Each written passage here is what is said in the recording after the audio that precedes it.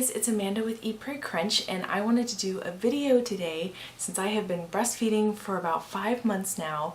I wanted to do a video talking about my experience with what to do about clogged milk ducts and mastitis and or preventing those things. So this is my second baby, and I've been nursing, like I said, for about 5 months now, and so far my experience with it has been really good, and I haven't had too many problems with clogged milk ducts, and I haven't gotten mastitis, but I think I'm doing things to help keep them at bay.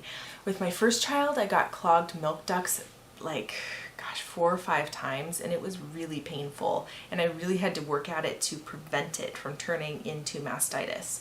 And so I just wanted to, tell you a little bit of my experience and what I've learned from all my reading and everything on how to deal with that. First of all, a clogged milk duct is just that. It's a duct in your breast that gets blocked, and the milk builds up and builds up and builds up, and it can't get out, and so it's really painful, and it actually feels like a little hard, painful nodule in there, and you definitely know if you've got one. I actually have gotten it once this time as well, so it's quite painful.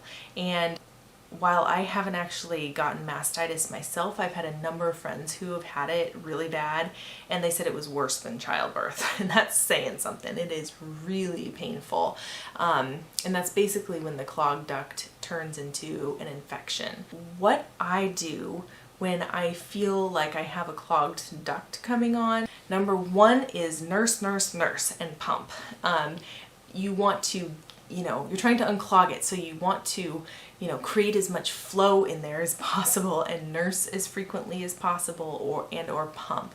Sometimes just doing that alone will help clear it. And from what I've read, when the actual clog comes out, the baby just swallows it. It's just, it's just like a bunch of cream, basically. It's like really thick hind milk that's all kind of like comes out all at once, and it just goes right through baby. It's just milk. So it's not dangerous or anything.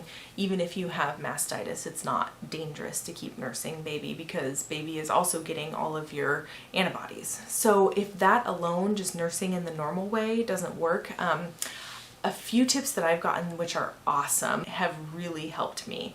And that is to nurse in different positions, because I didn't realize this when I was first nursing, but the direction that your child's chin is pointing towards the ducts that are drawing out the milk. And so what you want to do is point your child's chin in the direction of the clogged duct, if that makes sense. So you might be getting in some weird positions, you guys. So you could try a football hold. Another position that people have told me about to really help with it is actually getting on your hands and knees and putting baby on the floor and like having gravity help. And so, you probably don't want to be doing that when a lot of people are around, because it might look a little funny, but it works. That actually helped clear it up with one of the times that I had a clogged duct, was just doing that position. And in the same vein, if you are pumping, you want to pump until you have no milk left. And you also, this is another interesting tip that I have learned through experience, is you want to move the breast shield around with the pump in different areas, because it's the same kind of effect, even though there's no chin to point at where it's coming from. If you move so that your nipple is kind of, pointing in different directions in the shield, if that makes sense, and you kind of do that throughout your pumping session so that you're pointing in all directions, it gets all of your ducts. That can actually be a preventative thing as well. I pump every single night before I go to bed, and that's one thing that I do, is that I go in every direction and try and completely clear out all of my ducts before I go to bed. And I really think that that's made a difference this time in just preventing getting clogged ducts in the first place, just because it's accessing all the ducts at least once a day doing that. So that's an interesting little trick that I have learned along the way as well, because if you just have your nipple just in the same spot the whole time, it'll just drain a few ducts, but there are still others that have more milk in them. So give it a try sometime. It's really interesting. If you move it around, you're like, oh look, there's more milk. So number one is nursing. Number two would be heat. Heat really helps, because like I said, a clogged duct is filled with like hind milk, which is thick, creamy stuff. And so it's almost like butter. I know that's kind of weird to think about, but it's so thick that it's almost like butter. And butter needs to melt, right? It needs to be heated to melt. And so it's basically doing that. So if you apply like a heat pack directly to where the clogged duct is, or stand in the shower and point the water right where it is, it helps, you know, focus heat on there, which helps kind of melt it, if that makes sense. It's kind of weird, I know, but I guess that's how it works. And heat also helps if you have mastitis, because it helps draw out the infection. It kind of, you know, when you're applying heat to an infection, it's kind of like creating a localized fever almost. It's like putting heat in the area it needs to be and making it inhospitable for the bacteria that is growing in there, and kills it. So that can really help as well, with especially when it progresses onto mastitis and you need to help, you know, move the infection along. So number 3 would be massage, and you can actually incorporate that into all of the other things that you're doing while you're nursing.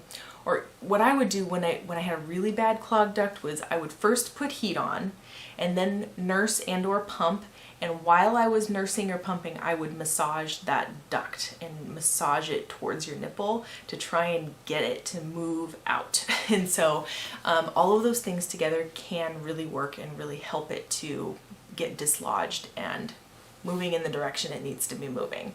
So those are my 3 main tips for how to deal with a clogged duct if you have one, or to just prevent them in the first place. Now, if your clogged duct has turned into mastitis, you can definitely continue to try all of these things, but ultimately you may need to go see a doctor and get an antibiotic, especially if the infection has become really bad. Sometimes that is just the best solution to getting rid of the infection.